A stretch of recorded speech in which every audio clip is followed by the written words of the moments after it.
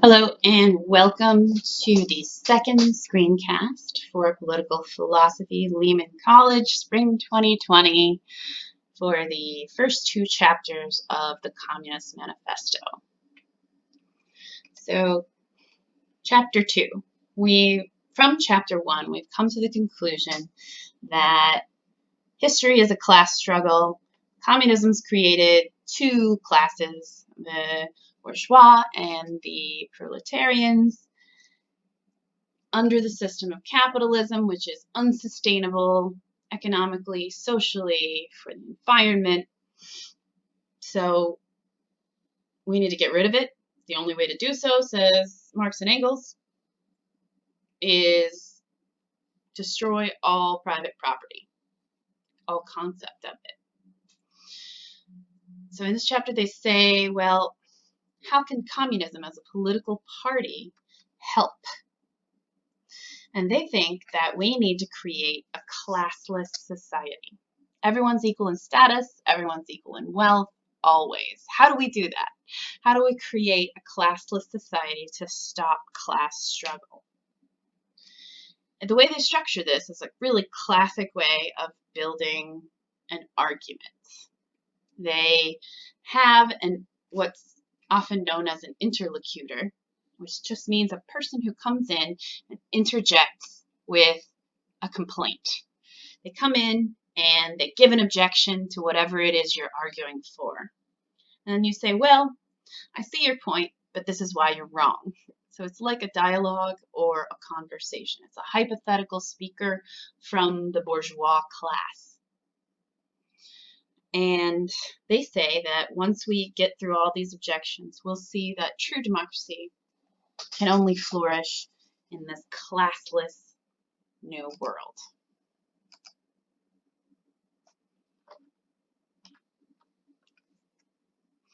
So the communists, the political party, are the political arm of this revolution. But they say they're not separated from the working class at all. They're not elite. They're not above them. But their job is to do the political stuff. They're the ones with the big picture that are organizing the proletariat.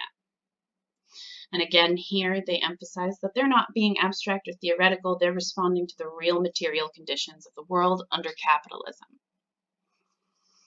Private property must be abolished. That will be the only thing that can abolish the material conditions under capitalism. Okay, so here we get to the central part of the argument of this chapter.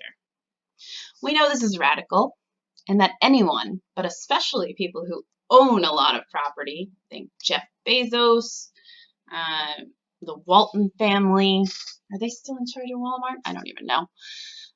All these people that own the vast majority of wealth and capital in our world and in our economy. But even us, down at the opposite end of the spectrum, would react to this as shock, maybe disbelief or disgust, anger. These communists want to take all my stuff away? No. And that's the interlocutor, saying, no, this is way too radical. This isn't right. Personal property seems to us like an important concept in our lives and in our world.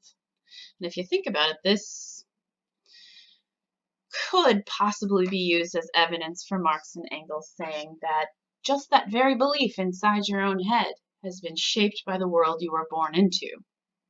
But that doesn't necessarily mean it's eternal or it's the best way to structure things. But even beyond that, no, they don't want to take away the fruit of your own personal labor. They want to take away the capability to exploit other people, to take away all their labor. So you'll be able to work for the things you need and want. But once it turns into capital instead of just money, where you buy goods and services, then that kind of property is no longer allowed. Also, Marx and Engels want you to think about what you personally get from wage labor. We're all wage laborers. We go to work, we get a wage. The product or service that we are selling goes to further the capital of the person who owns the business. We don't have a stake in capital. We don't have modern bourgeois private property. And wage labor creates capital for capitalists, whereas the wage laborer gets the bare minimum that the capitalists can get away with.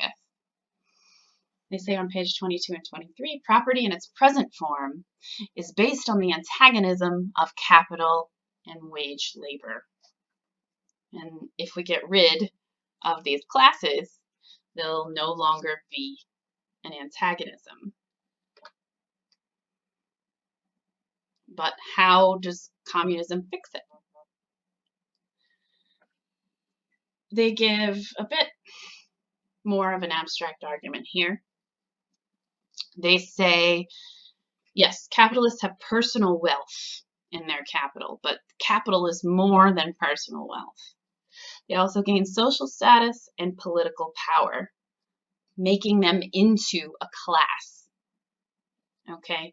Giving them the difference from the proletariat that creates the antagonism. So if we rid them of their capital, they lose their personal wealth, yes, but they also lose their class. Hence, we have a classless society. Capital's banned, this kind of personal property is banned, and we lose classes. We lose socioeconomic classes. Page 23, they say, in bourgeois society, living labor is just a means to increase accumulated labor. In communist society, accumulated labor is but a means to widen, to enrich, to promote the existence of the laborer. So I want you to think about our last philosopher, Dewey, right? He spends a good chunk of the portion of the text we looked at arguing against Marx without ever, well, he does mention Marx specifically a few times. By saying, yes, okay, I can see what you're saying about capital, but violence is never the answer, number one. And number two, there's no reason to say that after some kind of revolution, we would no longer be different from one another. We'd still have classes. Furthermore, our economic classes aren't the only thing that define us. We have lots of other values. Marxists, or Marx and Engels themselves, acknowledge that. But they don't seem to extend it to economic differences. In other words, people are more than the labels of their class. Okay, so now we get the interlocutor again, the person who's presenting the objections, and they say, okay, I'll give you that we should centralize all production and exchange. I'll give you that under a system like that, everyone's equal. But if we do that, aren't you taking away individual freedom? Shouldn't people be allowed to live life as they choose? Doesn't all individuality go away? That seems pretty terrible. And Marx and Engels respond that no, communist revolution gives freedom to everybody. Again, we only think we have freedom because we're buying into the bourgeois definition of what freedom is. In reality, the capitalist class, the bourgeois, are the only ones that are free. We are not free to own or do much of anything. We don't have political power. We don't have social power. And the only way to give freedom to everybody is to take it away from the small people who own all the capital and own all the wealth. Furthermore, they only have a small amount of freedom because they're only advocating for the free markets. And here we come back to the idea of eternal truths. And when we looked at Locke, Mill, Hume, they were presenting their arguments and their evidence for their arguments as logical facts. They were discovering some real thing about the world, how it had always been and always will be. They were discovering human nature and how we interact with one another socially. Marx and Engels say no.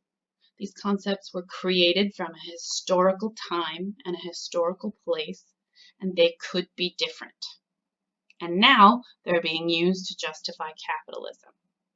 Real freedom, real liberty is something that we can't even imagine because we don't live in a free society. We are the underclass.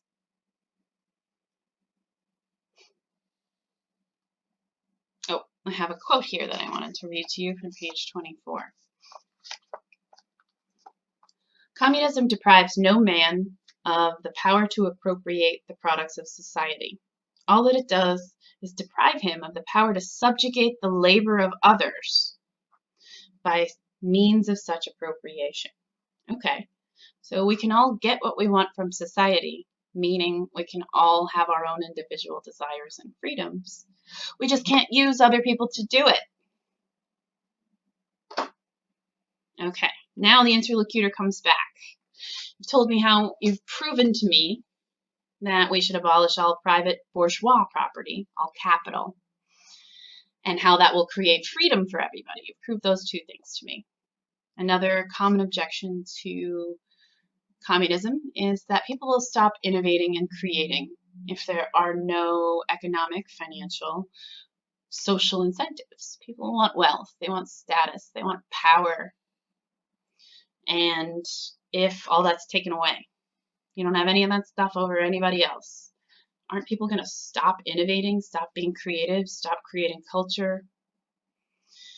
Marx and Engels have a very similar response to this than previous objections. In both physical labor, the factories that we've been considering, but also intellectual labor, culture. Communists aren't destroying the people's intellectual culture, the people's physical labor. They're destroying the bourgeois culture, the bourgeois physical properties. So, of course, on the physical side of things, we get rid of the legal and political rules that allow capital and the accumulation of capital.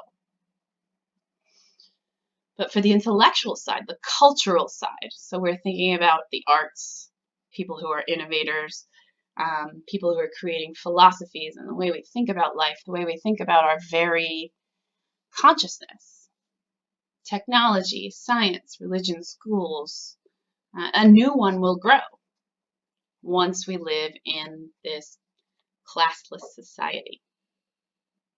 Our very ideas about what is possible will change.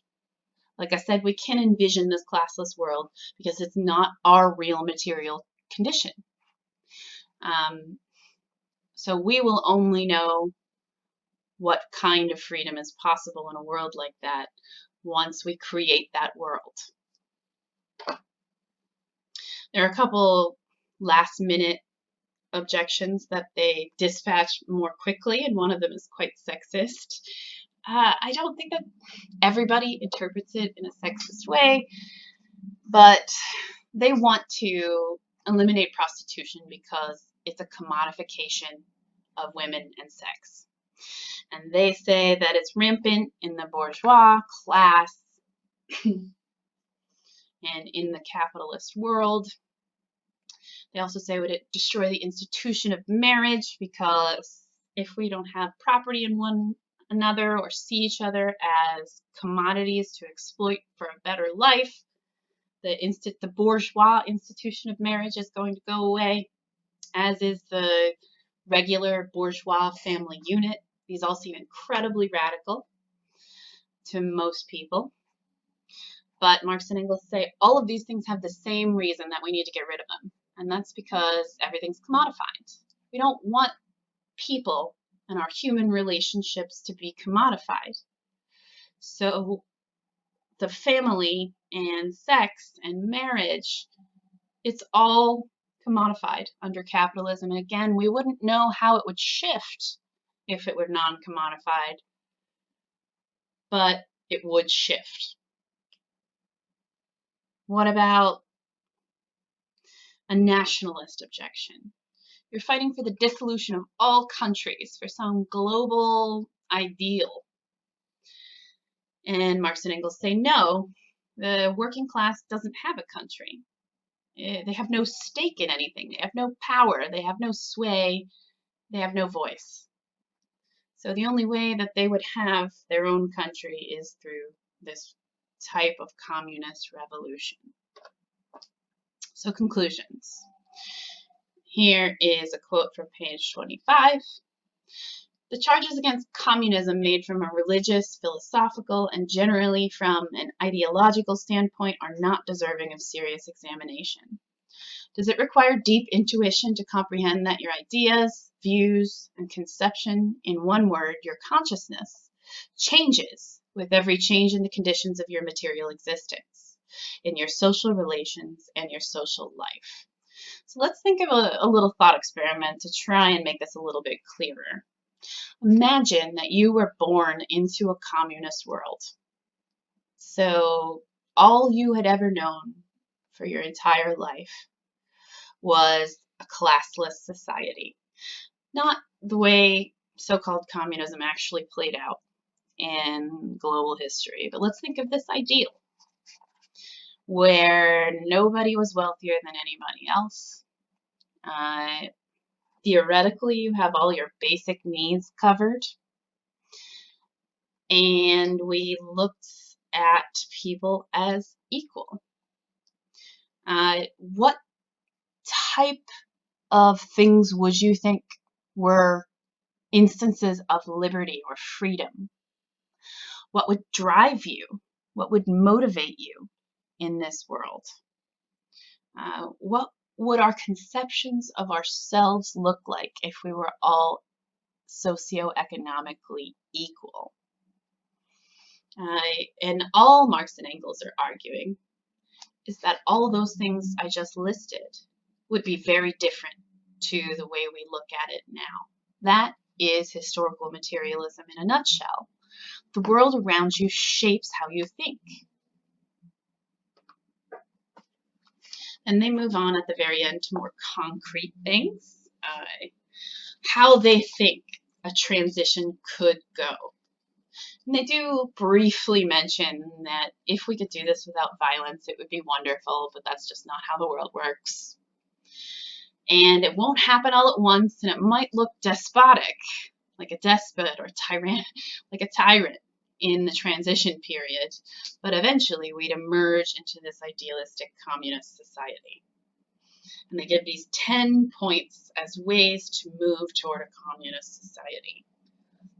First, abolition of all property in land and application of all rents to public purposes. So the government owns everything and everything's for the public. A heavy progressive or graduated income tax. Okay, so the rich pay a lot more, bring down their wealth to comparable to the working class. Everything goes to the government. Abolition of all rights of inheritance. So you can't hoard money and give it to your kids. And the way that I put that, hoard, sometimes has a negative connotation. That's not what I necessarily meant. Because, of course, if you live in a capitalist system, you are going to want to give your children as much of a leg up as possible. I think they're more thinking of people like Jeff Bezos and the people who own Walmart. That money goes back to the government and is distributed to everyone. 4, confiscation of the property of all immigrants and rebels, people who try to flee with their wealth, or people who are fighting against this communist revolution. Centralization of credit in the hands of the state by means of a national bank with state capital and an exclusive monopoly. The state has a monopoly over everything. And sneak peek, we're going to look forward to chapter 3, where they compare communism to socialism. We see the differences. One of them is going to be that in socialism, everything is not required to be centralized. We'll worry about that on Thursday in our next set of videos. 6, centralization of the means of communication and transport in the hands of the state. So for him, that might have been the telegraph and the post office. That also includes for us the mobile networks and the internet. transport, trains for them, cars and planes and boats and all of the ways for us. 7, extension of factories and instruments of production owned by the state, the bringing into cultivation of wastelands, and the improvement of the soil generally in accordance with a common plan. So here, common plan is going to be used a lot when they talk about more specifics of how we might build this revolution or this communist classless state. I'm not sure there's ever a satisfactory explanation of how we get that common plan. Well, we'll think about that more as well. Equal liability of all to work. So everybody has to work. We establish industrial armies. So you'd get assigned to go help out on a farm and you'd go do it. Everybody has to do it because everybody's equal. 9, combination of agriculture with manufacturing, gradual abolition of all the distinctions, between town and country. Every population gets distributed out equally and all over the country. Everything's diffuse, everywhere is equal. 10, free education for all children in public schools, no child labor, and combination of education with industrial production. So these are their guidelines on how a revolution might progress. Like I said, in the next set of videos, we're going to look at how they compare themselves to socialism and how a more modern eye might parse or analyze all of this. We'll look at if there's anything for this Communist Manifesto to give to a contemporary political philosopher 160 years later, a long time ago that this came out. And you can see just how massively influential it's been over a century and a half. And we'll also look at some of the supplemental materials that were tacked on to the end of the manifesto in our document. Please ask questions here or through email or on Blackboard, and I will see you next time.